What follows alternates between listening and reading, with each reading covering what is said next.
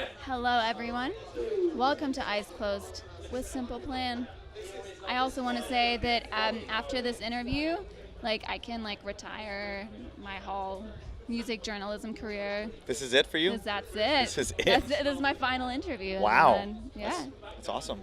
I mean, That's very do you flattering. feel honored? Yeah. I feel very flattered. Thank you very Okay. much. I don't know if I should feel flattered or. Yeah, I'm just flattered. I'm excited. Let's just stick with that. Let's stick with that. Okay. I want to start out by saying nothing festival related at all. I was talking to Set It Off last month. Love those guys. They said that you guys betrayed them by going to an escape room without them Oh, yeah. for the first time. Yeah. Is that true?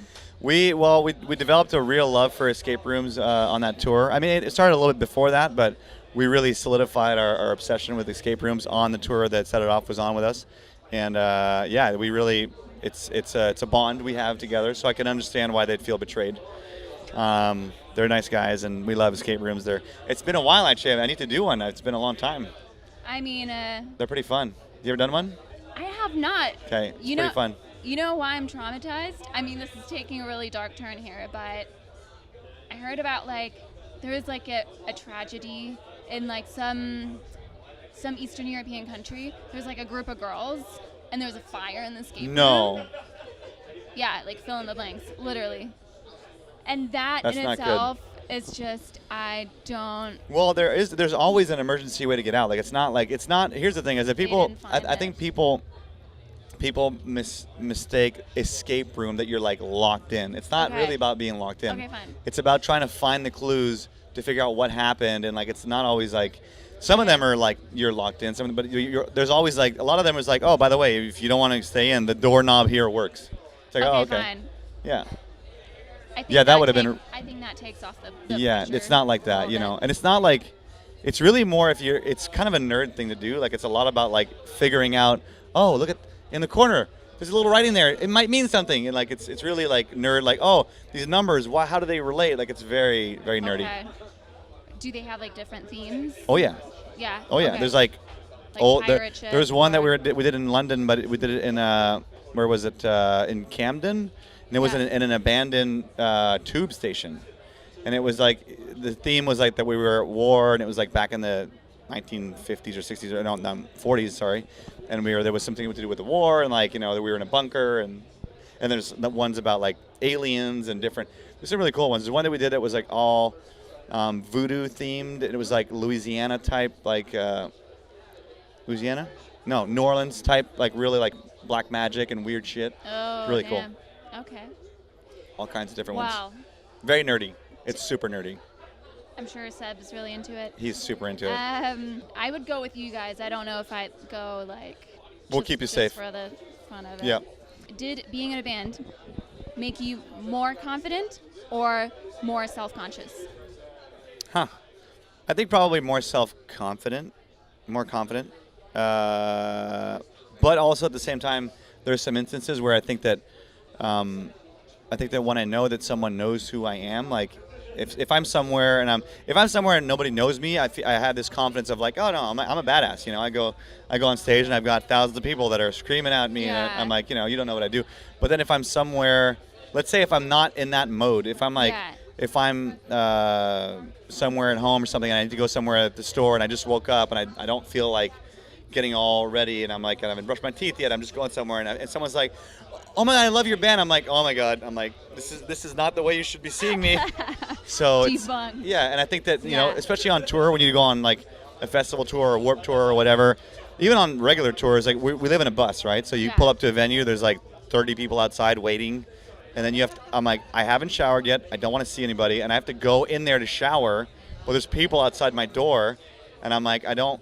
It's not that I don't want to see them, I don't appreciate them, but I Yeah. need a minute. No, absolutely. So Yeah. it makes you feel self-conscious about certain things. But definitely I feel because of our success, I feel as a person, it's given me, I'm proud of what we've done. Yeah. So that gives me confidence of we've achieved something nice, Yeah, dude, for sure. Okay, because I think a lot of people that have achieved fame feel that they're confident, but but then you have people with like nervous breakdowns and Yeah. blah blah and all that stuff. But Well, yeah. it also comes with a price. It comes with a price of like expectations for yourself. Like Yeah. every time that we start making a new album, I get really self-conscious and I feel like I can't do this anymore. Like, well, how would I think I can do this anymore? Like, how can I think that I can make a great song again? And then we rewrite some and they get better and better. And then I'm like, yeah, I'm a badass. I can do this again.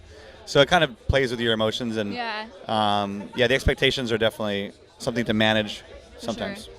So let's talk about. I know you've been writing Yep. with Travis We the Kings. Yes. I read something that you were saying that I didn't really. I was really surprised to hear you say that because you were saying that the third album, the self-titled, that you felt like it was a bit too much like out there, a bit too much like experimental. But I think Taking One for the Team, your latest one, that was More experimental, maybe? that was even more. Yeah, Yeah. like you've done some I think stuff it- yeah, you've never done before. I think it depends. Yeah, there's So, definitely like it's per song. I think that what was, and it's funny because the third album really became a cult album for a lot of the fans. Most of the hardcore fans always say that's their favorite one, but I feel like, to me, they were just missing a little bit of. I mean, I don't know. They're all good, but like, I feel like. I Don't Want to Go to Bed, which you're probably referring to for Taking One for the Team, is definitely way out there. It's a song that, like, the funny thing about the creative process is that when we wrote that song, we didn't intend to write that song. Yeah. It just, like, I remember, I think I was at my house, and I was with Chuck, and we thought of the idea, like, we had young children. I had young kids. He, I think, had one on the way, and I think he also had one at the time. And my kids kept saying, I don't want to go to bed. And I was like, that's kind of and then I messed around on the piano. I was like, I don't want to go to bed. I don't want to go to bed, no. And I was like, that's kind of cool. But like, that's not for us. That's not for us. That's whatever. And then we did it again. I'm like, but yeah, but I like it. It's catchy. And like, does it sound like Simple Plan? No. But I'm like, should we not write it because it doesn't sound like us? Isn't that weird? Like, shouldn't we? Yeah. Like, isn't that like it's weird to think that like, no, I can't do that because it's gonna upset people. So we just went with it, and I think in hindsight we probably shouldn't have, because You think? I don't think it really did anything good for us. I don't think it didn't really expand our fan base. It didn't appease our fan base. It just kind of became a song that was like, I like it, and a lot of our fans now. Some of our, we have a lot of hardcore fans that we meet a lot because of the fan club. Yeah. And some of the long-term fans that went with us for a long time, they even told me like a couple years ago, they're like, when you first came out with that song, we hated it, and they're like, now we like it. And I'm like, okay, well, I think Rose on you. it's upsetting. I think even for myself, if I listen to a band that I like, if I won't put any examples, but if I put a band that I really, really liked and I'm like, I love this album, and then they go and change, it's upsetting. You know what I mean? And it's hard when you're an artist. I think it makes you realize you're like, that's such a stupid thing to do, but it's inevitable. Like, it's inevitable to feel that way. So now we've realized, and I mean, we always like to mess with it. We have a song coming up. We have 2 songs on the new record that they're different. I think that fans are going to like them anyways because the subject matter is very sort of fits into what people expect of us. But they're out there. But it's fun to do that, you have to do it. But also the new record, I think that has a lot of songs that the fans are going to really like. I think that it's hard to predict, but I think it's going to be a fan favorite, this record. Yeah. You know what I always think about your band is like, I mean, like from the start, people were trying to like put you in a box. Yeah. And you never consider yourself like, oh, we're like a punk rock band or something, like, because you don't sound like Anti-Flag or. We always tried to avoid that box. Yeah. And like you never claimed it. Yeah. But people are so keen to put you in there, and I think what I really love about your band is that controversial opinion, but I think like a part of you is punk because you do what you want. Yeah. Like you just do what you want. Yeah, exactly. You write the I Dream About Yous. You write which the I love that ends, song. Yeah. That song, I don't know why Such a it vibe. didn't get a whole lot of attention. But that's the great and bad thing about being in a band is that you never know what's gonna connect. And like to me, I Dream About You to me when we wrote it. That's another song that we wrote just Chuck and I. And I was like, wow, like I was so proud of it. And I played it to my parents, and like my dad was crying, and I'm like, this is amazing. And we put it on the record, and like, I don't think I've ever had a fan bring it up. Really? No one's ever said like, I love that song. You're the first person, maybe not the first, but within, it came out what, like 3 years ago? What year's now? 2019. It came out in 2016. 3 years, yeah. 3 years? Yeah. And it's maybe, I think it count on one hand the number of times people have even mentioned the song to me. And I think it's one of the best songs I've ever written, you know, so. It's like, it's such a nice closer to the album. Yeah. You know, it's funny, we actually, on the last tour, I don't know, I think you were there, but we play it after we're done. So we finish the show, and then Frank, our sound guy, puts it in the PA as we're walking off. Right. Okay. Which is really weird as a band to do that, but I think it's cool. I think it's just like putting your stamp on things. Or Yeah. I don't know how you say it. But yeah, we've always tried to sort of stay outside. Yeah, a lot of like when we first started in 2001, 2, 3, 4, 5. A lot of interviews were like, so you consider yourself a punk band? I'm like, whoa. I don't want to claim that. I'm like, we're just a band that plays music, and like we've pop punk influence, and if you want to call us anything, call us pop punk. Yeah.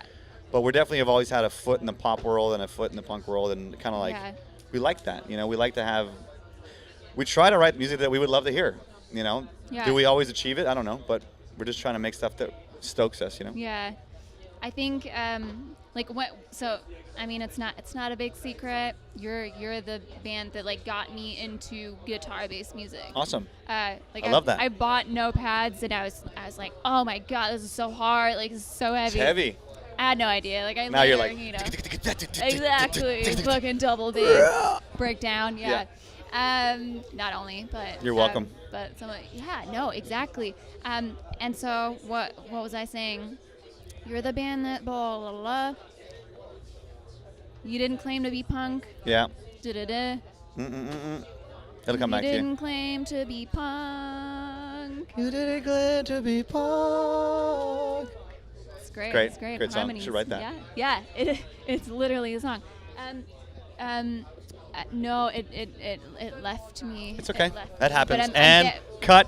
But I'm very upset because I had a good point. Oh, okay. So I was very concerned with being hardcore, being tough, you know, like then I went to America to the like exchange year, and I put like Simple Plan rocks off my socks, you know, all over my like fucking whatever, like school supplies and stuff. I got so much shit for it, but like all of this, like my musical journey, like gave me the confidence to now be like it does not matter. Doesn't like matter. You like what you like.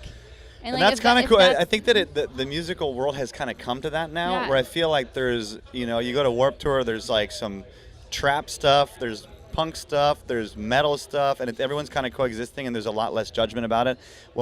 Before our band started, my first band, Reset, with Chuck and other people, there was rules that you had to follow that you couldn't do, like you couldn't like.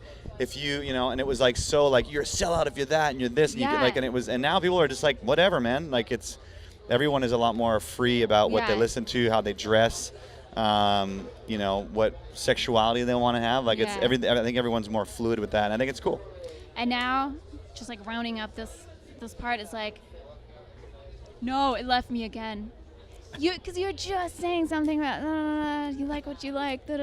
No, it's gone. It's gone again. I can't believe. I'm gonna watch back and I'm gonna be like, oh, it's all good. Fail. Okay. Well, let me find one final question. Go to the next one. Because we can't end up being like, I forgot what I was gonna say. Eyes closed. Yeah. Where do I find this? Eyes closed. Eyesclosedblog.com. Or is there Instagram? Yeah. Because I only use Instagram. I'm it's at eyesclosedblog.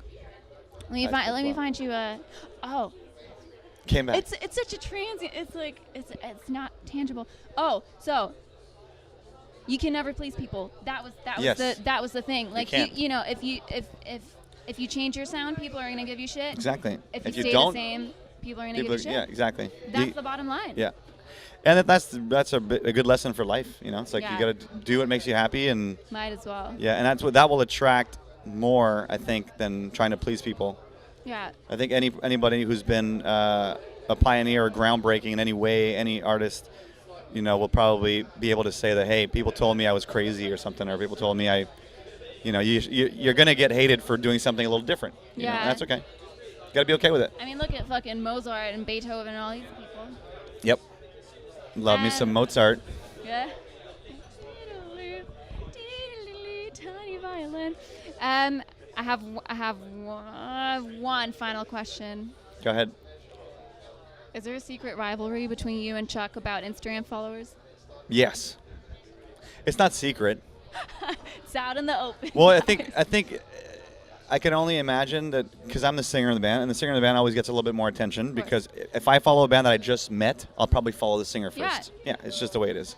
And I think for Chuck, and the rest of the guys who we're such a band of equals, and we're also involved, in interviews and in creative process, and every decision that we make is always band-based, that I think it's sometimes a little bit like, I think it probably, not upsets, it's a big word, I think bugs them a little bit. It's like, Chuck's like, I can't even get 100,000, you're like 200. And I think he, and sometimes I get some pictures where my likes go up the roof, and it's like, what's up, I'm not interesting?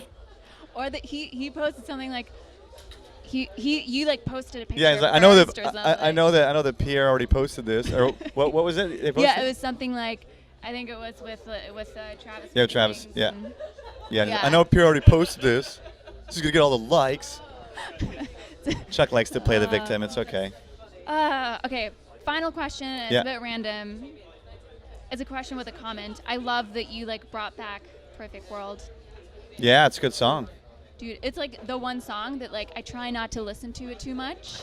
Do you know the thing that Yeah, you don't want to ruin it. You don't want to ruin it so much. You don't. Yeah, exactly. You don't want to get sick of it. You know what's funny? That's what I do with because when we write songs, I demo them and I produce everything. I do every part of it's me, and I love the way they sound because I did it. And it's funny because when we start recording the record, I'm always referencing my demo, and the guys, it's the big joke that oh yeah, Pierre prefers his demo.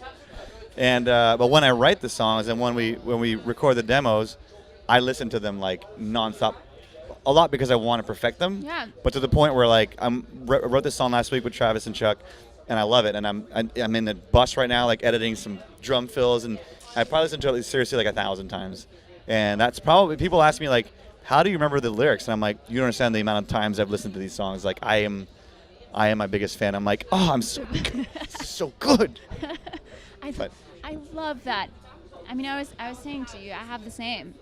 I'm patting myself on the back. I'm fucking nailed this. When you write a song that gives you chills, you're like, wow, that's something. Yeah. But that's what we're trying to do. That's what you're trying to do. It's what everyone's trying to do. I think that everyone that writes music is trying to write a song that if you heard, you'd be like, wow, I like this. But unfortunately, if I had a superpower, I would erase my memory and I want to listen to my songs not knowing that I've written. Yeah, I'd be like, because I think I'd like them, but I don't know. I think you would. I think I would. Wrapping up, any news timeline-wise on the new stuff? I want to put it out this fall. Okay. Yeah, so I want, because it's pretty much written. We have to be in the studio, but we're still planning on how, because we're no longer on a major label.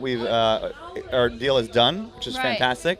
We're now free agents, so we don't know if we want to self-produce or if we want to sign with someone else or if we want to do something else. So those parts have not been figured out yet. Okay.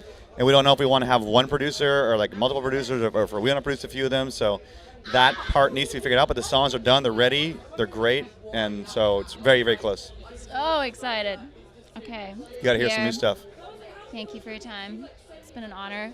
Always. Last interview I ever did. That's it. Career ending. Not career ending. Career closing. Closing. Bye. Eyes closed. Yes. Thank you so much for doing this. It's a pleasure.